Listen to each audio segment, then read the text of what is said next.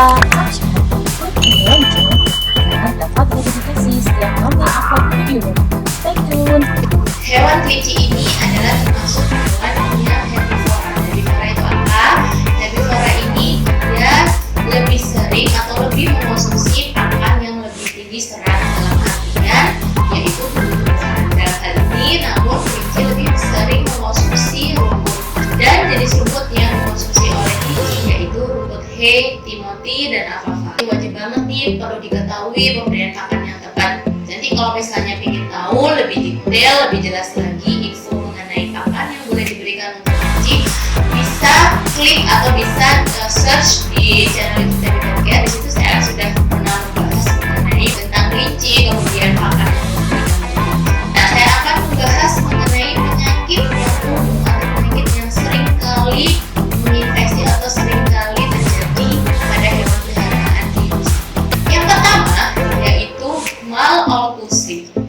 Maloklusi itu apa sih, Dok? Jadi maloklusi itu suatu keadaan di mana pertumbuhan gigi pada kelinci itu mengalami yang sangat cepat pertumbuhannya, bahkan mengalami abnormalitas pertumbuhannya. Jadi kalau misalnya hewan kelinci itu kan memang ada dua gigi di atas dan di bawah, itu memang sedikit dia lebih panjang daripada yang gigi belakangnya gitu. Namun hal ini dia mengalami pertumbuhan yang tidak normal atau abnormal. Pertumbuhannya dia lebih panjang, bahkan yang atas lebih panjang dari yang bawah, atau yang bawah lebih panjang dari yang atas. Kondisi demikian, kondisi yang mengalami pertumbuhan yang tidak terkendali atau pertumbuhan yang mengalami abnormalitas ini sangatlah berbahaya atau fatal bagi kelinci. Jadi oleh karena itu, apabila kelinci mengalami hal demikian, sudah selayaknya segera dibawa ke dokter hewan agar mendapatkan penanganan yang lebih baik dan juga penanganan yang segera menangani.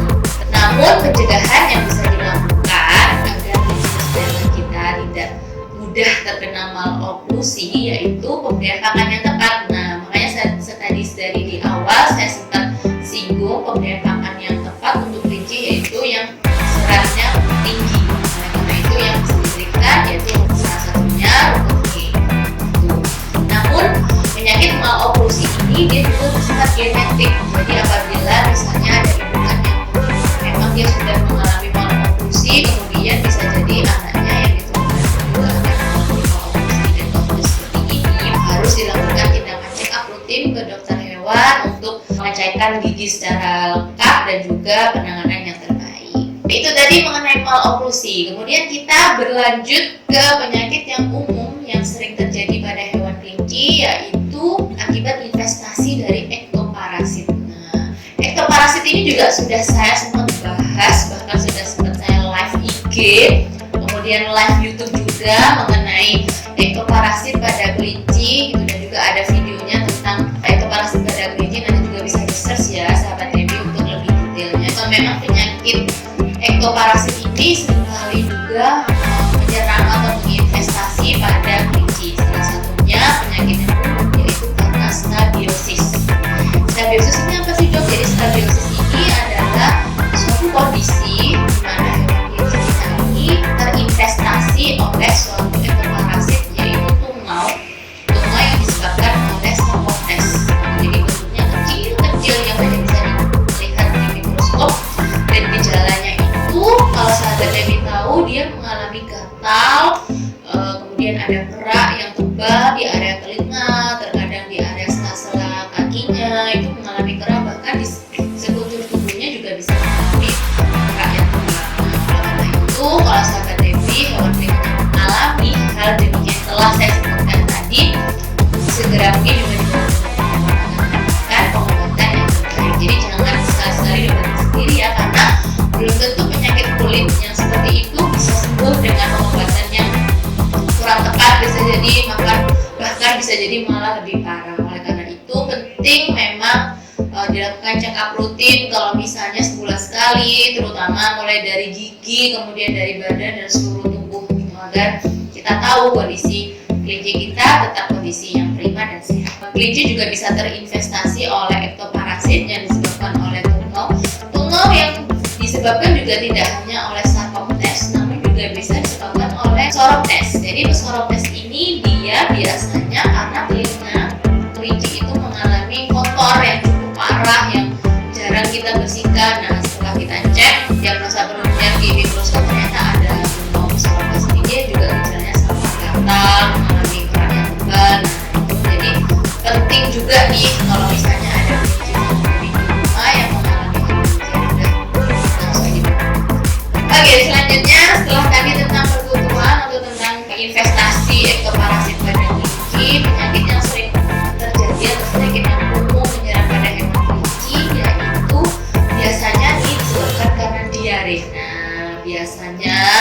klien ataupun mungkin pet owner di rumah atau mungkin sahabat Debbie seringkali mengeluhkan bahwa ke dokter hewan, dok, kelinci saya tiba-tiba kok diare ya, terus positif. Nah, bedanya diare, kondisi diare ini pup yang benar-benar cair diare sama pup yang karena dia lembek, karena kelinci juga mengeluarkan namanya sipotrom.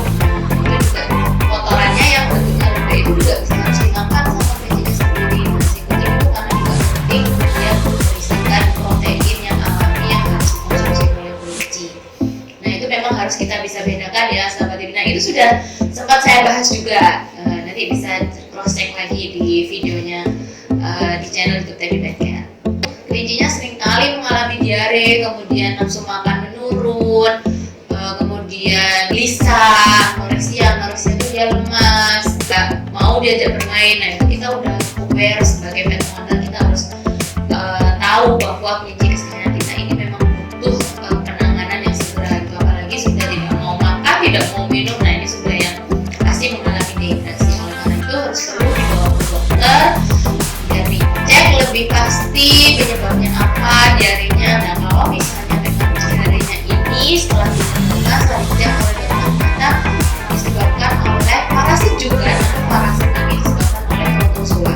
Protozoanya ini dia berjenis coccidia, makanya disebut penyakit coccidiosis. Nah, penyakit coccidiosis ini yaitu suatu penyakit yang menginfeksi saluran pencernaan yang disebabkan oleh parasit protozoa coccidia. Masih tentang berhubungan dengan saluran pencernaan. Kemudian selain dengan diare, biasanya kelinci juga mengalami kondisi dia GI stasis atau gastrointestinal stasis. Dan kondisi ini dialami oleh kelinci yaitu karena adanya mobilitas atau pergerakan saluran pencernaan pada kelinci ini mengalami perlambatan atau bahkan tidak. Biasanya kalau misalnya ada makanan masuk ke dalam usus, itu usus segera menyerap sari-sari makanan. Nah, di sini di mana kondisi GI stasis ini kondisi usus sedang tidak mengalami yang baik atau dia mengalami perlambatan. Nah, oleh karena itu biasanya kondisinya kelincinya lemas, kemudian dia tidak mau makan, kalau dipegang perutnya dia mengalami kesakitan, bahkan kondisi yang parah dia seperti membungkuk, jadi dia yang keringkih gitu. Nanti ada contohnya ya kalau misalnya penyakit GI stasis ini gejalanya seperti apa. Nanti juga suatu saat saya akan membahas lebih dalam lagi GI stasis, jadi so stay tune terus. Lalu penanganan apa nih dok kalau misalnya kelinci saya mengalami GI stasis? Ini kondisi yang sangat gawat, jadi segera mungkin dibawa ke dokter hewan karena kondisi GI stasis ini biasanya pemberian pakan yang kurang tepat. Nah, ini sahabat yang perlu ketahui, biasanya kelincinya hanya diberi pakan pelet saja atau hanya mungkin sayuran saja.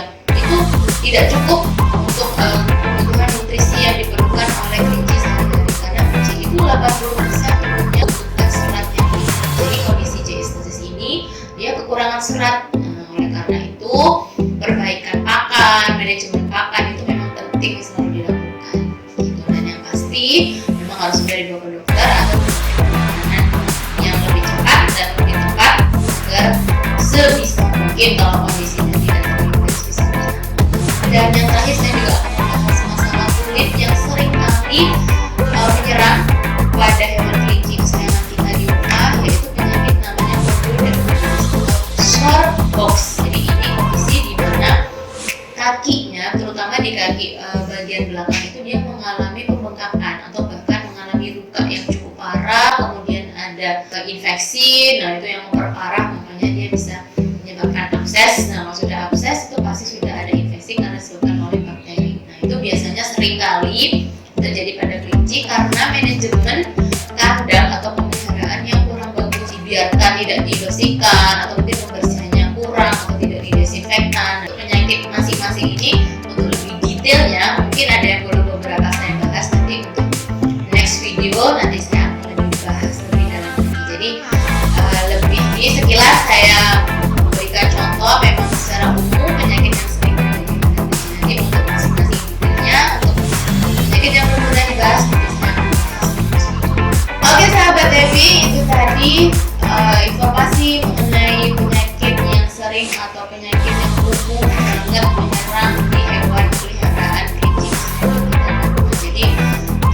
sebagai pet owner sudah sebaiknya selalu memperhatikan kondisi kesehatan. Kondisi kesehatan ini apa aja? Meliputi pemberian makan yang tepat, karena makan yang tepat itu pasti metabolisme tubuh, kemudian nutrisi juga akan tercukupi. Manajemen pemeliharaan. Manajemen pemeliharaan ini apa? Yaitu manajemen pemeliharaan secara pembersihan kandangnya, pembersihan pakan, kemudian vitamin juga perlu. Jadi itu memang harus selalu rutin dilakukan. Nah, kalau misalnya tidak tahu bisa dikonsultasikan ke dokter hewan. Untuk ke dokter hewan itu tidak harus selalu dalam kondisi hewan sakit. Hewan kesayangannya sehat pun juga perlu dicek upkan, karena kan terkadang kita tidak tahu kondisi yang bisa jadi ada luka sedikit atau apa. Nah, itu memang penting jadi agar masalah penyakit yang awalnya bisa jadi mungkin bisa segera tertangani, bisa mendapatkan pertolongan, tidak berlarut-larut dan bisa menjadi mati.